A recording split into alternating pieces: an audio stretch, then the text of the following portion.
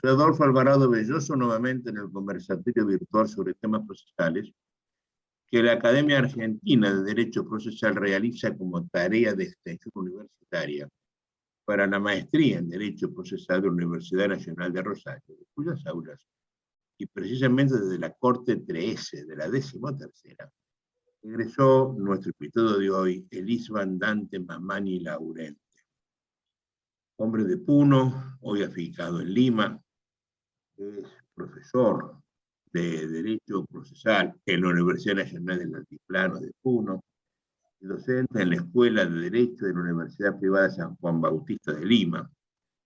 Y hoy, abogado litigante, importante, abogado litigante en el Foro Limeño. Es decir, es de los abogados que entienden la injusticia de la justicia, lo que es pechar mostradores, caminar los tribunales, ¿no? Y eso me hace que las opiniones que se den no sean meramente académicas, sino que tengan un trasfondo de realidad que hacen que estas conversaciones sean importantes para el punto que se está oyendo. En los últimos tiempos me he dedicado, y con varios interlocutores, a hablar de la oralidad como régimen procesal que está viniendo desde hace muchísimos años.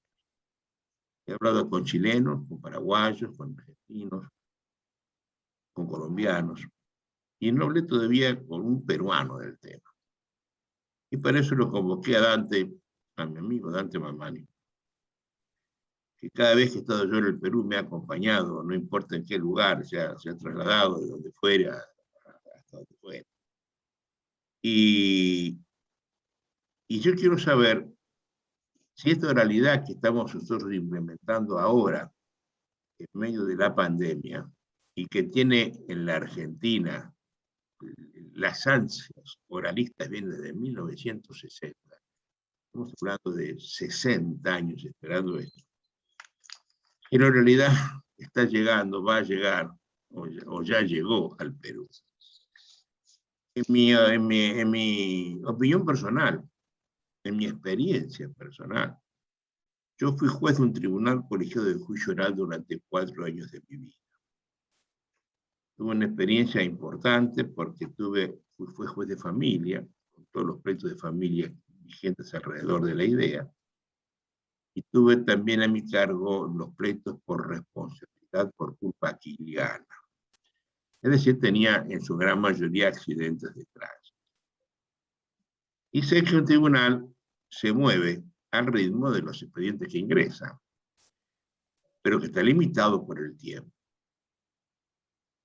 Me consta, por haberlo vivido 5 años de mi vida, que una audiencia promedio dura alrededor de 2 horas. Promedio, ¿eh? Audiencias que pueden durar un poquito menos, no mucho, pueden durar mucho más. Yo recuerdo que en un pleito penal en la Argentina duró 5 años, había 500 testigos, y eso se hacía los días miércoles de tal hora a tal hora, ¿no es cierto? Pero si yo puedo tomar una audiencia que me lleva 2 horas, resulta que en el tiempo hábil del tribunal, que no son más de 5 o 6 horas, 7 a lo sumo en algunos lugares, se pueden tomar 2 audiencias por día, porque el resto es atender al público, proveer el despacho, tomar audiencias, intentar conciliaciones, firmar cautelas, cheques, etc., ¿no? Lleva un enorme tiempo la gestión judicial. Pero si yo tomo 2 audiencias por día, me permito sacar 2 sentencias por día. Y si yo tomo todos los días 2 audiencias y nunca nadie se enferma y vienen todos y todas duran un promedio de 2 horas, yo con mucho viento a favor puedo tener 400 sentencias en el año. Es decir, 200 días hábiles por 2 sentencias por día, 400. Y eso me funciona en tanto yo tenga un ingreso de expedientes del orden de los 400. Muchos años de experiencia me indicaron también que entre el 30 y el 40% de ese número puedo agregarlos a la lista porque terminan por vías autocompositivas. Por ejemplo, allanamiento, desistimiento, transacción, aparición de instancia, etc., ¿no? Es decir, un tribunal con mucho viento a favor puede dictar hasta 600 sentencias por año. hechas por los jueces en audiencias presididas por los jueces, haciendo de cumplir irrestrictamente la idea de la oralidad, que es la inmediación y la presencia efectiva del juez en la audiencia. En los últimos 2 o 3 años, en mi ciudad de Rosario, con un total de 1.200.000 habitantes, le ingresan anualmente por tribunal 1.630 causas. Si puede sacar 600 sentencias y le entran 1.630 causas, el tribunal tiene un déficit anual de exactamente 1.030 causas, que no va a poder resolverlas, y que se suman a las 1.050 o 3.000 del año pasado y las 1.050 del año que viene. Por lo tanto, yo sé que un tribunal cualquiera arrastra una masa de expedientes, de miles de expedientes que nunca van a ser resueltos. No hay material para eso. Y por ello lo que hay que hacer es poner un número adecuado de jueces. Eso me han preguntado por qué si en mi ciudad, por ejemplo, tengo miles de enfermeros, tengo miles de policías, cientos de bomberos, miles de profesores, de docentes, de maestros, porque tengo decenas de jueces. Es decir, servidores públicos que tienen una disfunción totalmente atípica. Entonces los jueces ya dejo de hablarme yo en primera persona, los jueces son la variante de K. Y yo sé, por experiencia de la vida, que ningún gobernante va a poner nunca el número de jueces que se requiere. Según el Max Planck Institute, que está en Alemania, se requieren para que la oralidad sea sustentable y efectiva un juez de la misma competencia material, territorial y funcional cada 5.300 personas, habitantes. Es decir, en números redondos, si yo tengo 1.200.000 habitantes y lo divido por 5.000 para hacer más fácil la operación, yo necesito, atención, 240 jueces de primera instancia en lo civil y comercial, o en lo laboral, o en lo que fuere, por ejemplo. Y yo sé que eso no va a hacer nunca. Es imposible que lo haga, porque ningún gobierno, ningún legislador, ningún presidente va a hacer un presupuesto con ese número de jueces. Porque para hacerlo, ya que el presupuesto no es chicle, no se estira, hay que sacarle el dinero a seguridad, a salud o a educación, y nadie va a hacerlo. Por tanto, esta es una mesa de 3 patas, dos importantes, fuertes, la ejecutiva y legislativa, y una pata raquítica, deplorable, que es la judicial, y siempre vamos a estar así. Se cree ahora que la oralidad viene a solucionar problemas. Yo creo que no es sustentable en estas condiciones, no es sustentable. Y ya sé que en mi país no lo es. Empezamos con alegría, los jueces quieren poner lo mejor de sí, se estresan para eso, pero al poco tiempo hacen un cuello de botella que hacen que el expediente llegue a la audiencia, pero para tomar la audiencia hay que esperar 1, 2, 3 o 4 años, está ocurriendo actualmente en algunos tribunales de mi ciudad. No parece serio que litiguemos la parte escrita del juicio oral, demanda, contestaciones, excepciones, resoluciones, y ahora una audiencia que se causa de aquí 4 años. No tiene el menor sentido. ¿No? Y yo sé que Perú está en estas condiciones. Y he visto un trabajo brillante, trabajo de Dante, sobre la oralidad, sobre el proyecto de la oralidad, que va bien enviármelo. Y por eso entonces yo lo he convocado para hablar de esto en el Perú. ¿No? Y le empiezo, Dante, te recibo, esta es tu casa, con el afecto que sabes que te tengo, y así te recibo.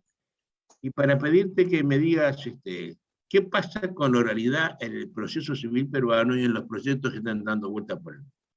Te escucho con toda atención. Muchísimas gracias, maestro, doctor Adolfo.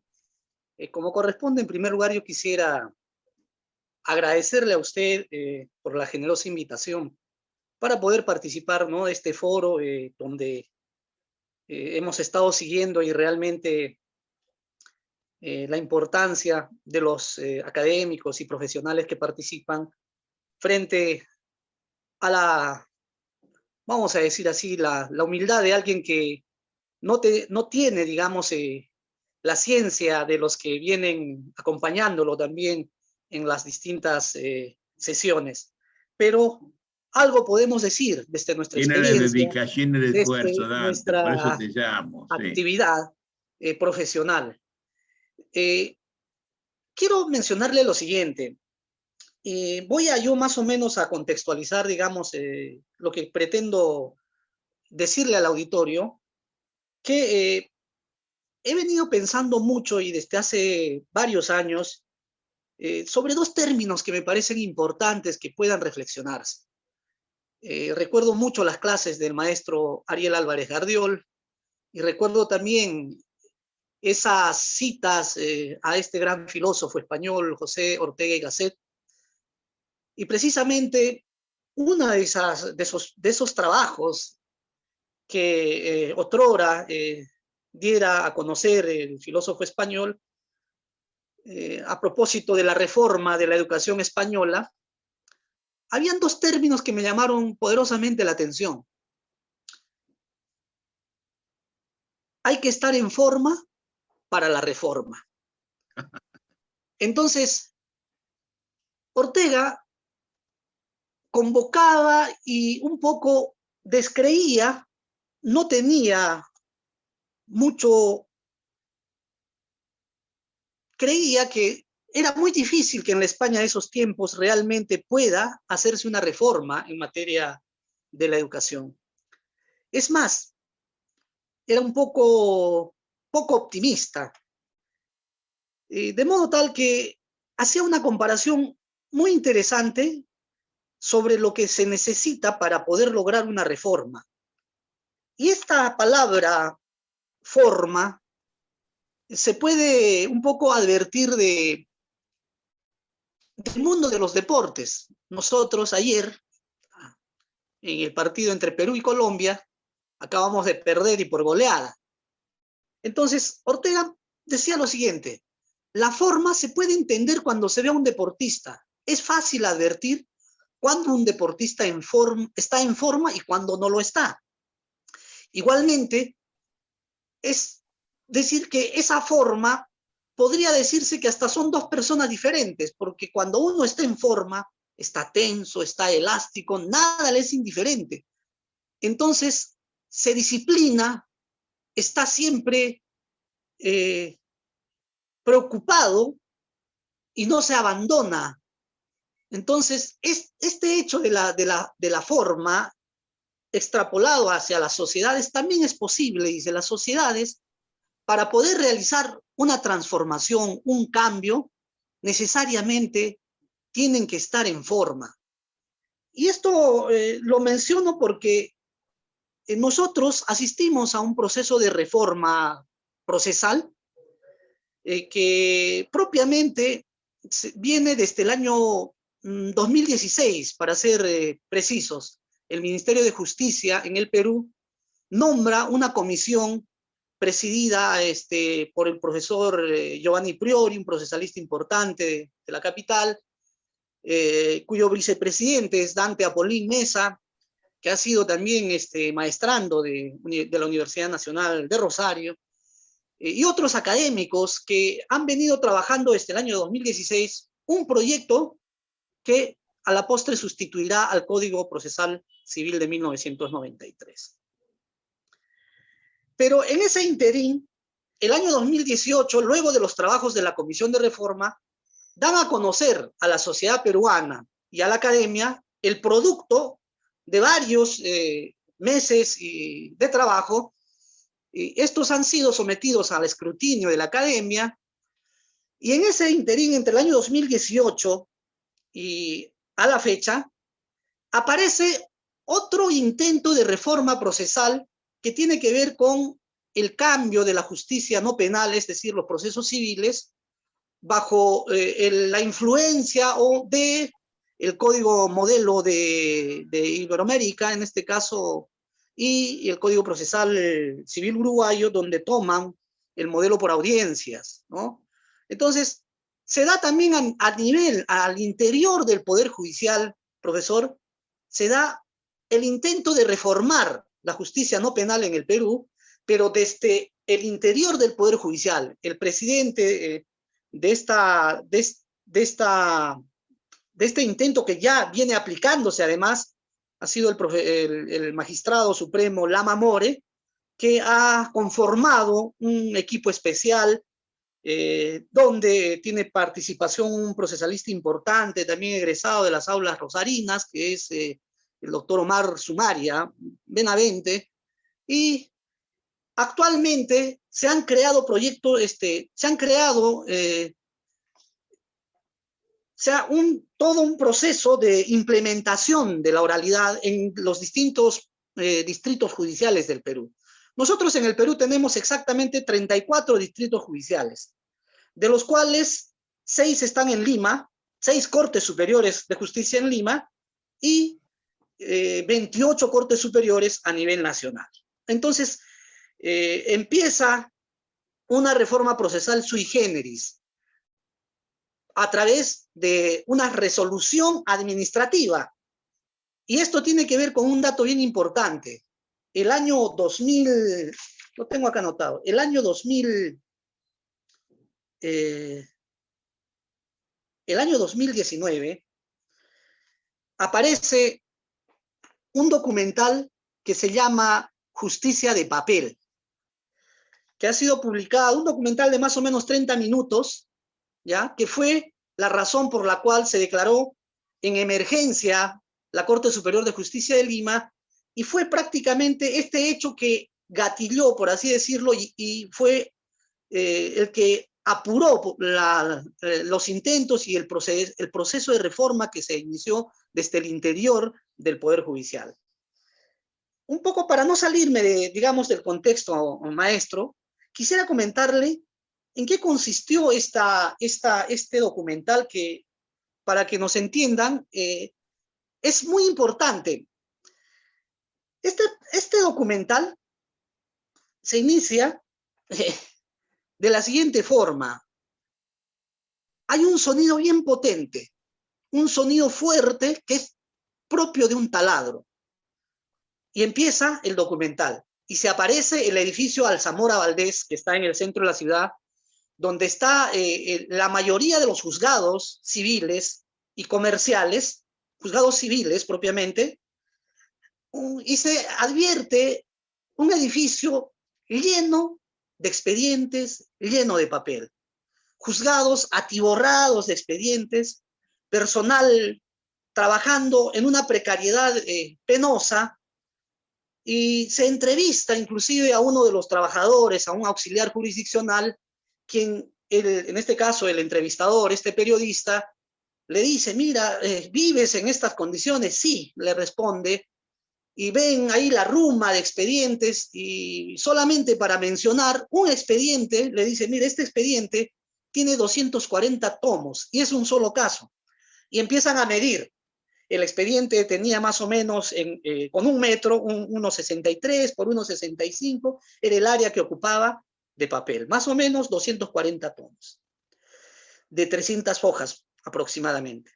Y otro dato importante de este reportaje o de este documental es que el mismo trabajador jurisdiccional le hace ver al periodista expedientes que datan del año 1972, otro del año 1976 y uno del año 1982. Es decir, expedientes que todavía en ese entonces pertenecían al fuero agrario, pero que todavía estaban en giro, desde 1972 a hace 2 años, 2019. Entonces, luego tenemos, dentro de ese contexto, digamos, de este documental, el periodista, bueno, sale a la calle, ve la fila de litigantes, ¿no? Las personas que van en busca del servicio de justicia, entrevistan a un abogado que también da sus pareceres respecto de la problemática de la lentitud fundamentalmente de los procesos. Y al final, es un reportaje que valdría la pena verlo, se llama Justicia de Papel, ¿no? Está en el YouTube. Al final se mencionan y se tienen datos muy importantes que es necesario advertirlos. 6 de cada peruanos, un primer dato, 6 de cada peruano, 6 de cada 10 peruanos cree que sus jueces en el Perú son corruptos. Y esto documentado, ¿no? A través de encuestas que ha realizado Transparencia Internacional, etc. Asimismo, se advierte que cada año entra o ingresa al Poder Judicial más de 200.000 expedientes. Cada año. Es decir, en el Perú, al año 2019, tenemos 3.886.000 expedientes en lista de espera. Y para el bicentenario, se dijo el 2019, es decir, para este año, propiamente tenemos más de 4 millones de casos sin resolver. Entonces, ese más o menos son datos crudos, duros, de la realidad de la justicia civil en el Perú. Precisamente ese reportaje, vuelvo a repetir, originó que en este caso el Consejo Ejecutivo del Poder Judicial tome la decisión de hacer lo que yo denomino un proceso de reforma sui generis, apostando precisamente por este modelo de la oralidad, con la finalidad de poder fundamentalmente atacar la lentitud, la mora o la excesiva demora de los procesos judiciales o la solución de las mismas. Es así que a la fecha son varios distritos judiciales que ya vienen aplicando el modelo de la oralidad y ha tenido un proyecto piloto. Permiso, modelo que se hizo por acordado del tribunal. Sí. No por ley. No por ley, se hizo por resolución administrativa, precisamente Igual pasó en la Argentina, ¿no? Igual pasó en la Argentina. Así es. O sea, los jueces, y ese es un dato también administrativo, derogan la ley procesal y hacen lo que eso les parece, ¿no? Terrible, ¿eh? Exactamente. Digamos. Así es. Entonces, y ese es un dato muy importante porque precisamente cuando yo hacía referencia a esta máxima orteguiana de que hay que estar en forma para la reforma, en realidad es muy interesante entender de que tiene que hacerse de acuerdo al sistema, de acuerdo a lo que tenemos, digamos, a un orden, si bien jerarquizado, pero considero que la reforma debería partir como inició en el año 2016, a partir del Ministerio de Justicia, y que propiamente, pues, por ley, se tendría que posteriormente emitir un cuerpo o un texto legal que vaya a sustituir o que vaya a modificar, ¿cierto?, determinados artículos o en su defecto derogar el Código Procesal Civil.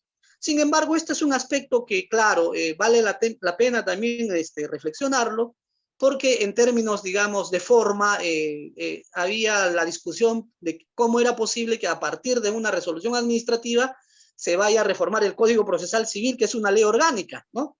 Entonces, resultaba un poco cuestionable, ¿no? Este punto.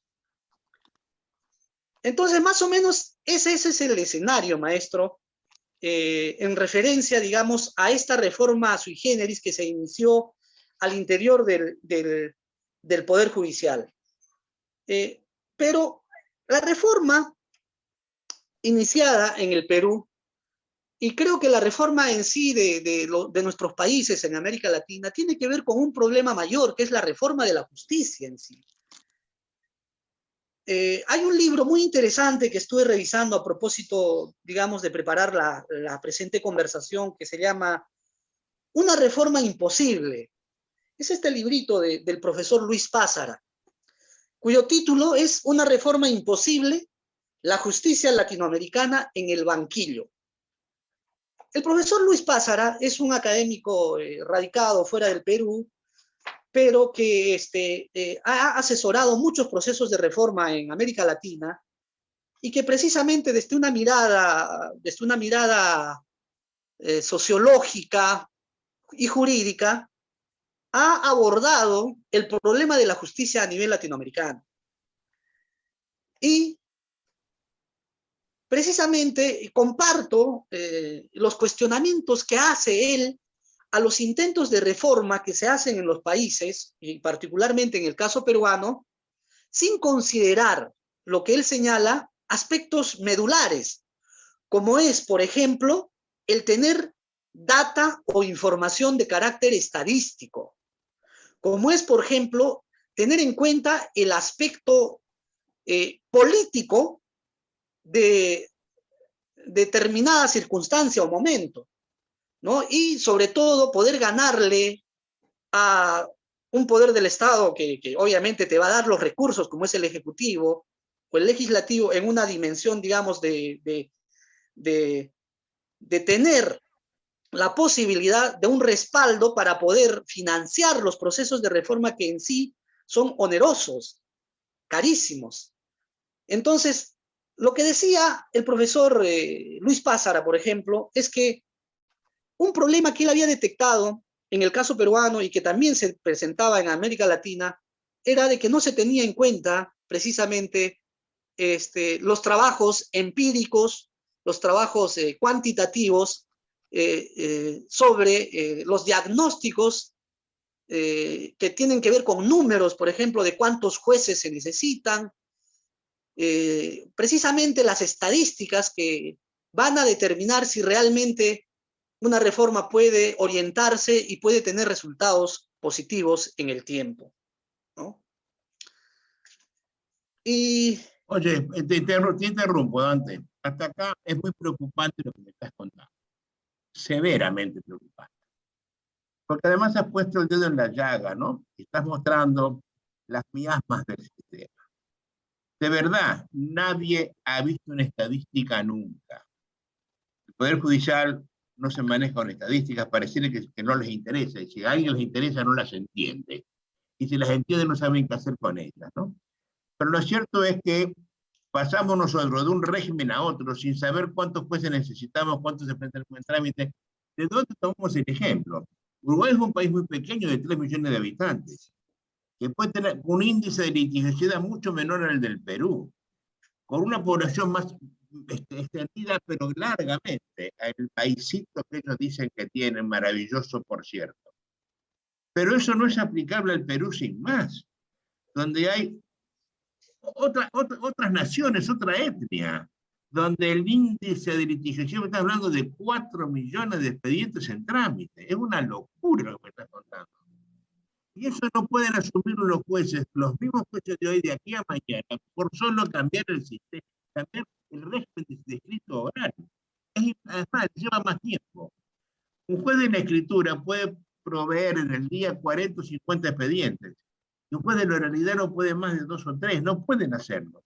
Es peor el remedio que la enfermedad. Esto está pasando en toda América Latina porque los que hacen esto son jueces en actividad. Y los jueces en actividad se autoempoderan. Esto es la verdad, ¿eh? Los jueces se autoempoderan, quieren tener más poder cada día más, y cuando hacen eso simplemente copian un código que no saben si funciona o no funciona o va a funcionar, y además hacen la terrible aberración de que un acto administrativo, por más judicial que sea, no puede derogar una ley. Y sin embargo lo están haciendo todos lo están haciendo. Con alegría y despreocupación, con impunidad lo están haciendo. Y pasa lo mismo en la Argentina, y pasa lo mismo en el Paraguay. Es increíble lo que nos está pasando. Y los colegios de abogados nada dicen al respecto. Sos la primera persona que escucho quejarse del tema.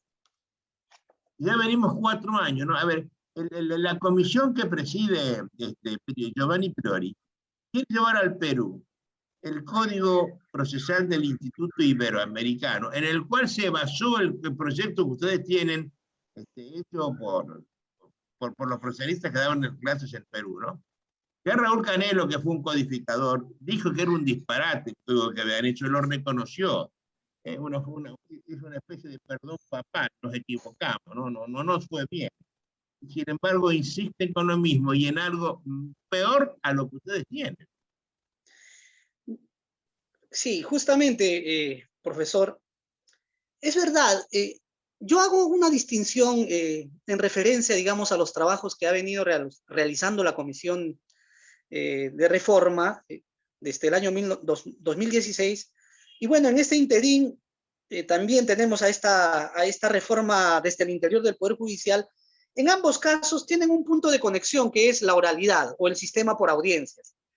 Precisamente la semana pasada, el 26 de mayo, se ha publicado la redacción final del proyecto de reforma del Código Procesal Civil que retomara la misma comisión, porque acordémonos que, a ver, les comento, el 2016 se conforma la comisión, el 2018 sacan el producto, es decir, la propuesta de reforma del Código Procesal Civil, y que fue difundido, es de público conocimiento, y fue sometido precisamente a la crítica, ¿no? Los académicos, los profesionales, colegios profesionales, se pronunciaron al respecto y hicieron algunos aportes.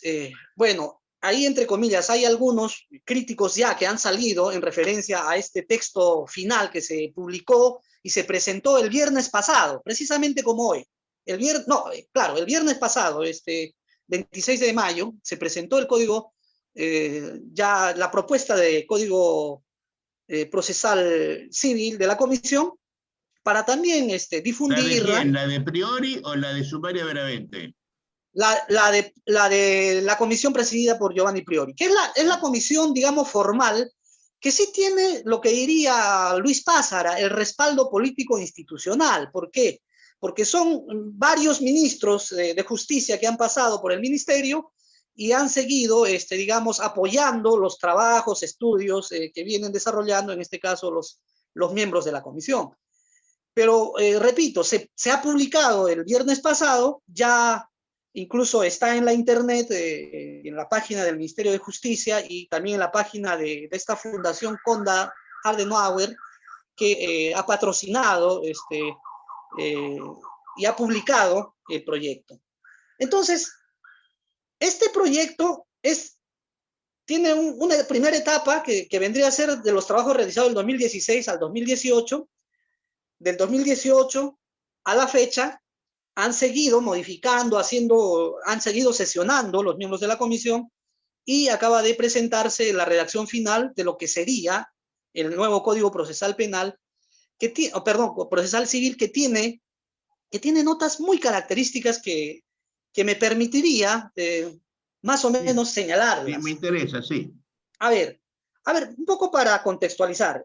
La comisión Priori, entonces, se conformó el 18 de octubre del 2016. ¿Ya? El Ministerio de Justicia conforma el grupo de trabajo donde están destacados profesionales y esta comisión de trabajo en un primer momento trabajó bajo este principio que hoy se discute mucho, bajo la famosa o denominada constitucionalización del proceso.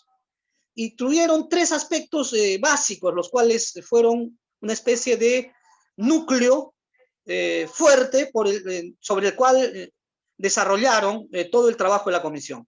Primero, en primer lugar, dijeron que el proceso, bueno, debe dar una protección efectiva a todos los justiciables y todos los derechos, sin importar si son individuales, colectivos, difusos.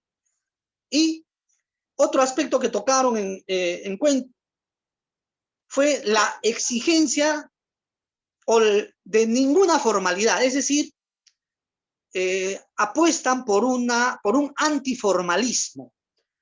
Y finalmente, el aspecto que relevó la comisión ha sido la oralidad como propuesta procedimental. De la propuesta de código se ha advertido y hemos dado una mirada general a todo el cuerpo del Código Procesal del nuevo, de lo que sería el nuevo Código Procesal Civil, y efectivamente saltan 6 puntos. Oye, pregunta previa.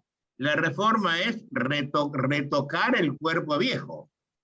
No es una cosa nueva, es retoques del viejo, la estructura es la misma. En la propuesta del año 2016, que se publicó el 2018, sí.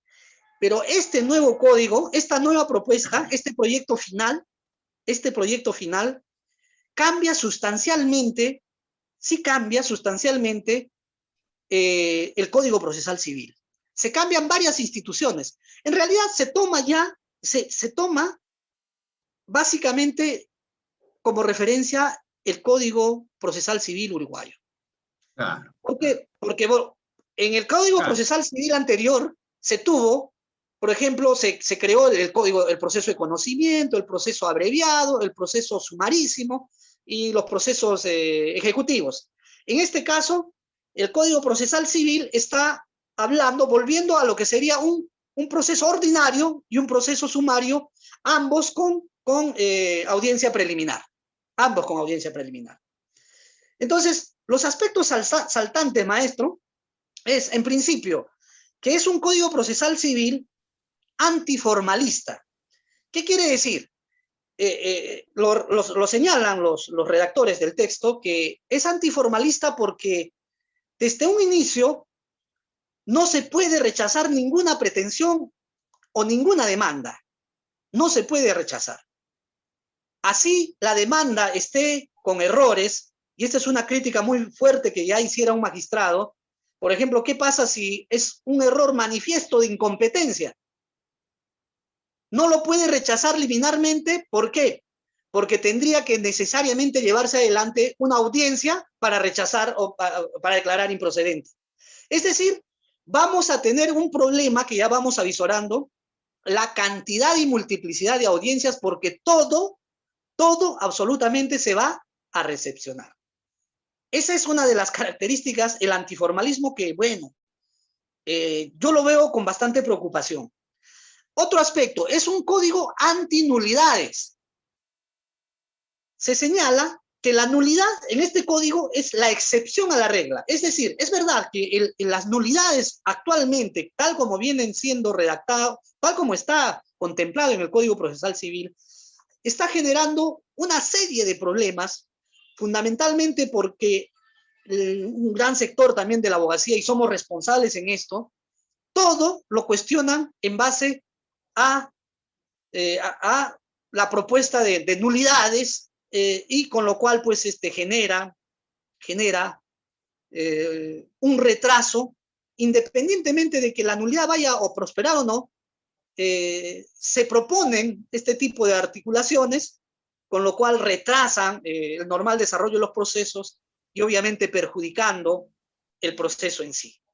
Y obviamente a los que demandan, ¿no? Justicia, que son en este caso los más perjudicados. Entonces, ese es un aspecto, es un código antinulidades en la propuesta actual. Ahora bien, se habla de la flexibilidad procedimental como un principio. Es decir, es un proceso, es un código procesal flexible. Es más, es tan flexible que precisamente, bueno, en línea de coherencia, todas las demandas que se propongan tienen que ser admitidas, ¿no? Es más, aquí se va a exacerbar el famoso principio de suplencia y queja deficiente, o el principio de adecuación, o en su defecto, pues el iura novit curia, ¿no? Porque cualquier cosa, bueno, digo mal, de repente los abogados, que normalmente, pues, en muchos casos, no tienen un control, digamos, y una visión ética del trabajo, de la incitación de causas, pues van a tener prácticamente las posibilidades de plantear las demandas que vean, que vengan o que tengan a bien presentar. Además, es un código que establece ya en un articulado todos los parámetros de lo que sería la motivación, obviamente con referencia, aquí se nota bastante influencia de lo que vendría a ser esto de la racionalidad, de los criterios de interpretación racional de la prueba, de la motivación, y se establece un catálogo más o menos de nueve subprincipios, por así decirlo, que tiene que observarse en referencia a estos criterios de motivación, los cuales los jueces tienen que obligatoriamente observar en sus fallos. Y además, es un código procesal que está orientando las causas a lo que es el expediente judicial electrónico. Se establece también un acápite, digamos, de niveles de cooperación a nivel internacional. En concreto, más o menos, el código procesal que acaba de publicarse y que ya está siendo materia de evaluación, seguramente muchos académicos van a dar sus puntos de vista a favor o en contra, tiene un retorno a lo que sería el proceso por audiencias, ¿no? Que es la propuesta o que es la influencia notable del código modelo para Iberoamérica. Además, hay un aspecto que cambia el texto que cambia sustancialmente el texto del 1993, es decir, se está estableciendo el proceso monitorio. Un monitorio para sumas de dinero y un monitorio especial. En el Código Procesal Civil no se tiene el proceso monitorio, el actual, el de 1993. Pero este código lo está estableciendo. Asimismo,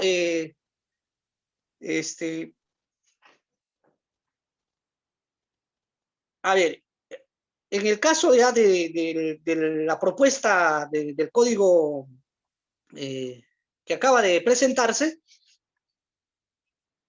se está dando bastante énfasis a lo que es efectivamente pues la oralidad y el sistema del famoso case management, ¿no? Donde los jueces propiamente se van a dedicar en determinadas causas exclusivamente a resolver, y ya se establece todo un sistema de gestión, ¿no? De los casos donde trabajadores jurisdiccionales tendrán pues propiamente, ¿no? Actividades estrictamente digamos delimitadas, ¿no? Con lo cual se pretende que efectivamente esta apuesta por la oralidad pueda ser una forma de solucionar los problemas de la justicia en materia civil, fundamentalmente vinculados a la demora, la morosidad, la lentitud de los procesos judiciales. ¿Vos sos consciente, Dante, de que la audiencia preliminar le lleva al juez tanto tiempo como una audiencia de vista de causa? Tiene que prepararse el caso para poder saber cómo dirigirla, cómo orientarla, cómo sanearla a la ¿Qué pasa si el juez se prepara una tarde entera para hacer esto? Y el día siguiente las partes le dicen que no pueden transigir, que no pueden hacer eso. Quieren solucionar el problema en las audiencias y hay veces que no se puede hacer. Pero eso lleva un tiempo muy grande. Una audiencia preliminar bien llevada no puede durar 10 minutos, dura 1 hora. Hay que examinar la prueba, la pretensión, sanearla con todo. Es decir, se forma un cuello de botella fenomenal. Las audiencias van cayendo y taponan. Por tanto, la mora es mucho más grande con el sistema de juicio por audiencia en un lugar que hay 4 millones de expedientes, estamos hablando, ¿no es cierto? Porque esto funciona con índices diferentes de litigiosidad y con diferentes poblaciones. Así es. Que me parece que es lo que no, la absurdidad que nadie está mirando acá, ¿no?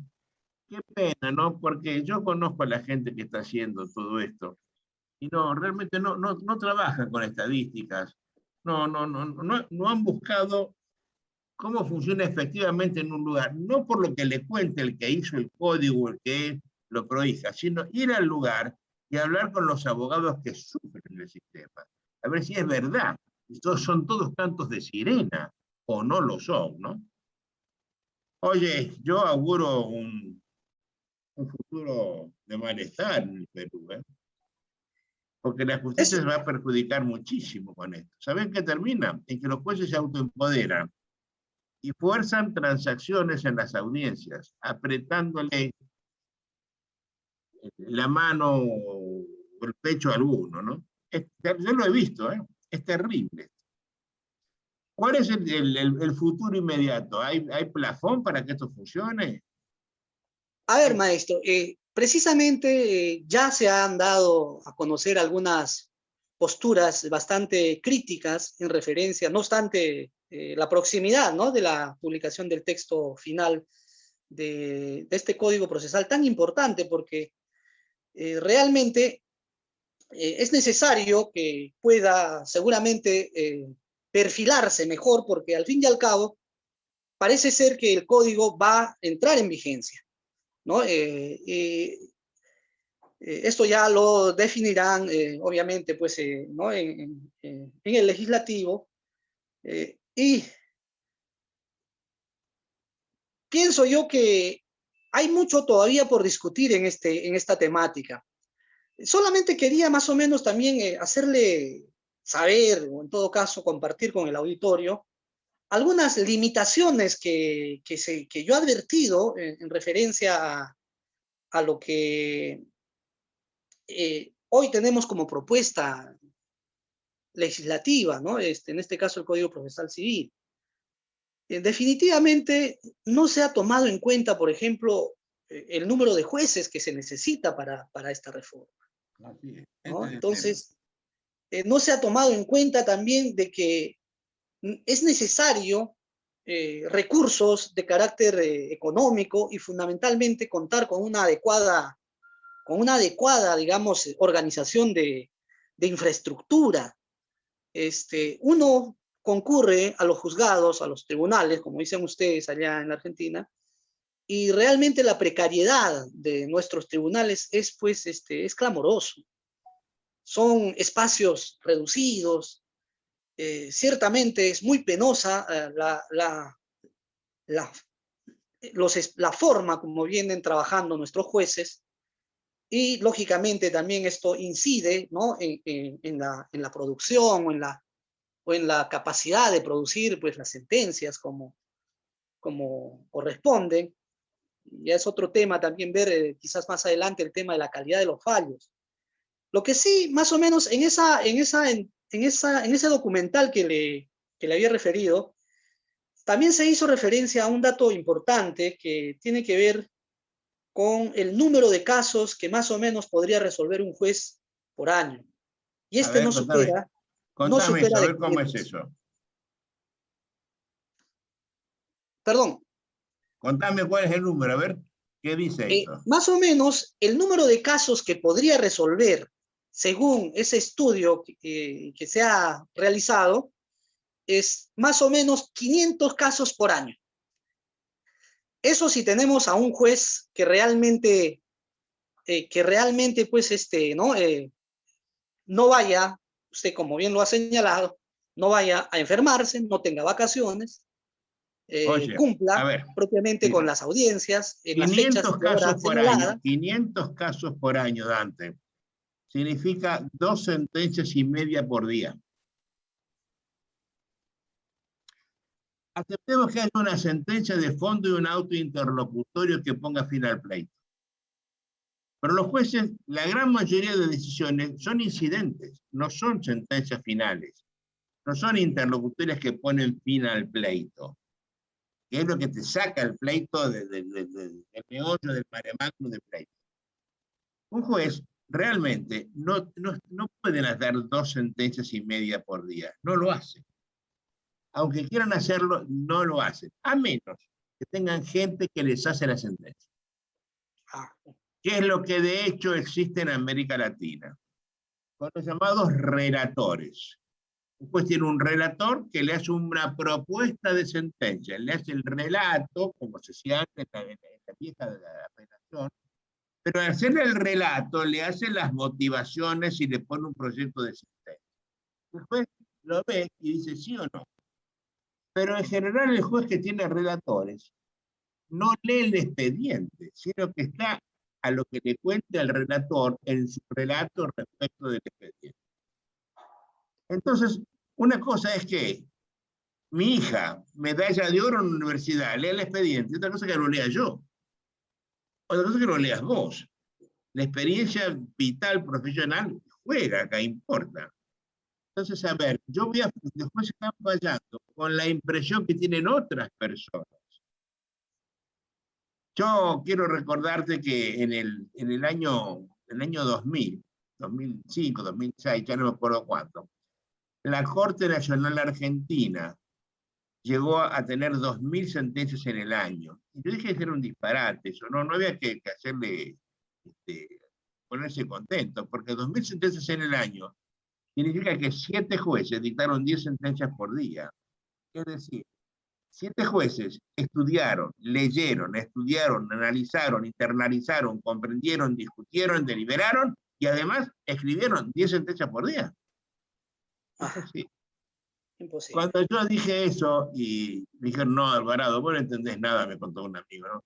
Son los relatores los que tienen, ¿no? Y ahí me enteré de que la Corte Nacional Argentina, que en ese momento tenía 7 jueces, contaba cada uno con 30 relatores. Es decir, 210 relatores que son los que hacen la sentencia. Y 200 relatores que hacen 2000 sentencias en el año. Claro, lo pueden hacer.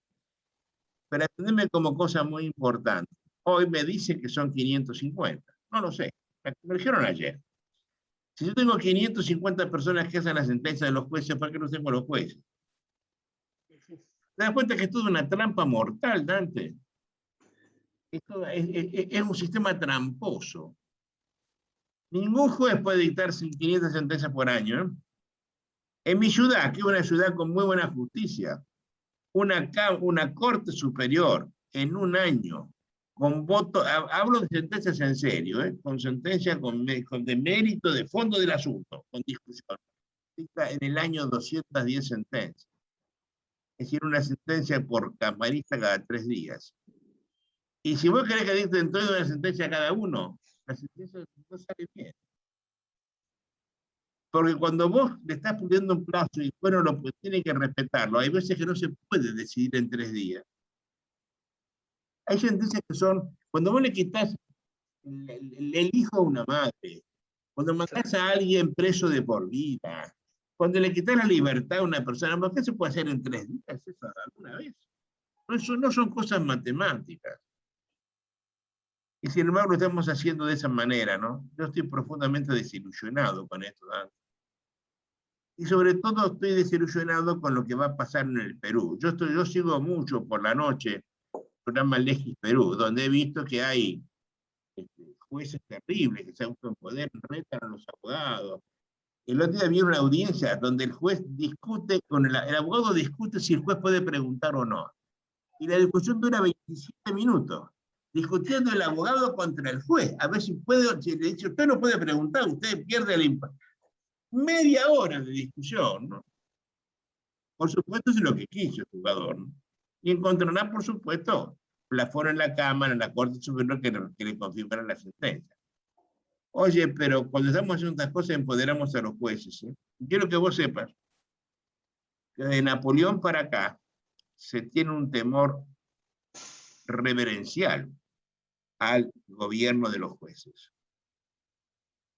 Porque si el presidente de la República hace algo que no me gusta o el legislador hace algo, yo me voy a los jueces, que son mi garantía. Si los jueces me hacen algo, no tengo a quién ir. Porque los otros jueces son compadres. Mal futuro para tu Perú, ¿eh? Es preocupante, sin embargo, están los espacios, me imagino, que se van a aperturar para poder perfilar, creo, este proyecto. Esperemos, estoy convencido de que sí, ha sido fruto pues de una discusión, de una deliberación, pero la influencia hay que decirlo abiertamente, ¿no? La influencia, digamos, de las posturas activistas son potentes, es bastante fuerte, pero también debo señalar de que una primera impresión que nos da este código o esta propuesta de Código Procesal Civil es que realmente, y comparto con un colega quien señala de que es un código que no tiene identidad.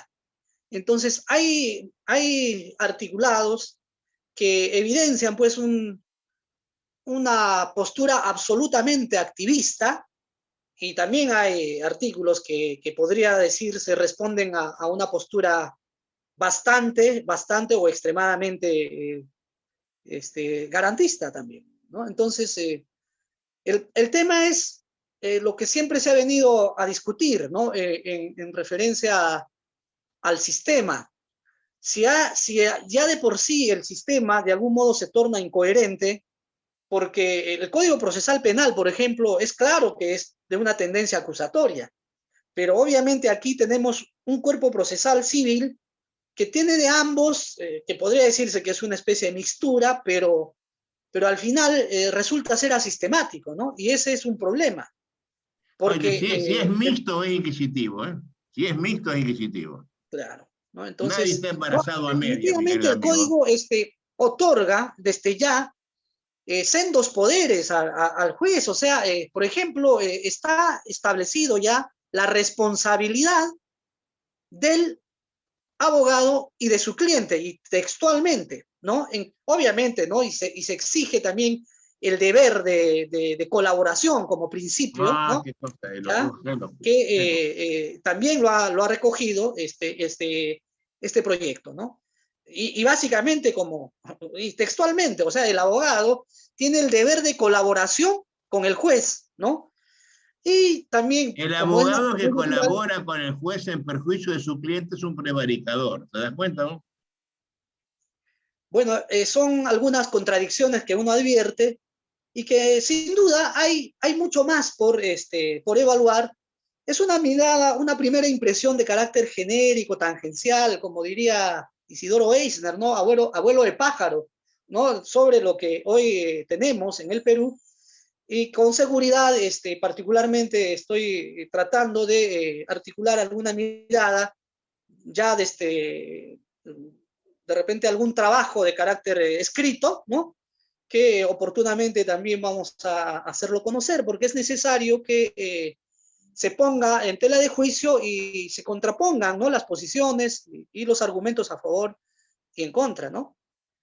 Oye, Dante, llevamos ya una hora conversando, me encantó esta charla, es muy decidora, está un problema grave que está afrontando el Perú. Te lo agradezco mucho, te dejo un minuto final para que des una conclusión para los peruanos que te están escuchando.